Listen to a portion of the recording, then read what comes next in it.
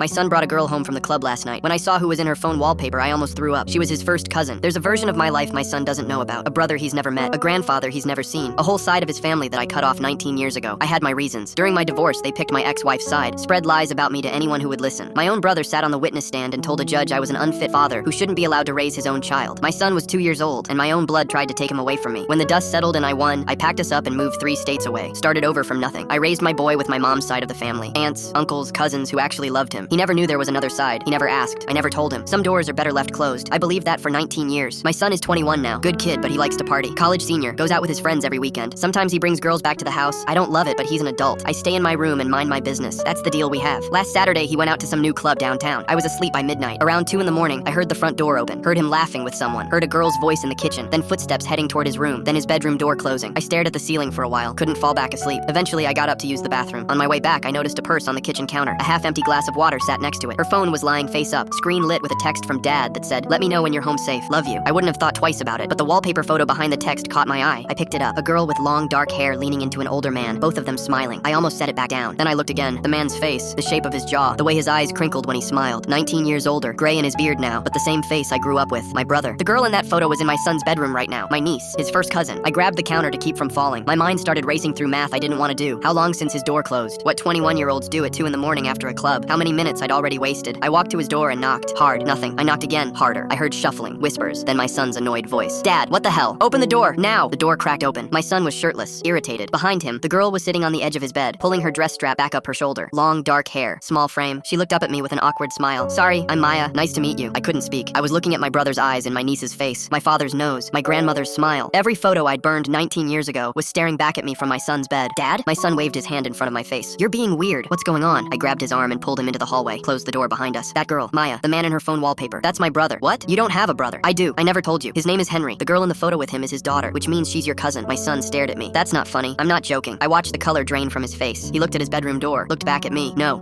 He pushed past me and opened his door. I heard him ask her something quietly. I heard her answer. Then silence. Then my son's voice cracking. "You need to leave." "What? What did I do? Please, just go. Please." I heard her grab her things. Heard her voice high and shaking. "Can you at least tell me what I did?" My son didn't answer. Her heels clicked fast down the hallway. She passed me without looking, tears running down her face, holding her purse against her chest like a shield. The front door slammed. My son walked out of his room and slid down the wall until he was sitting on the floor. I sat down across from him. "How far did it go?" He put his face in his hands. "She was taking off her dress when you knocked." We sat in silence for a long time. Then he looked up at me. "She said she has an uncle she's never met. Someone her dad hasn't talked to in almost 20 years. His voice broke. "She said her dad told her he was dead." My son asked me why I never told him about my brother. I said I was protecting him. He asked if I was protecting him or just protecting myself from having to explain. I still don't have an answer. That door I kept closed for 19 years is about to blow wide open. My son was one knock away from a mistake that would have haunted him forever.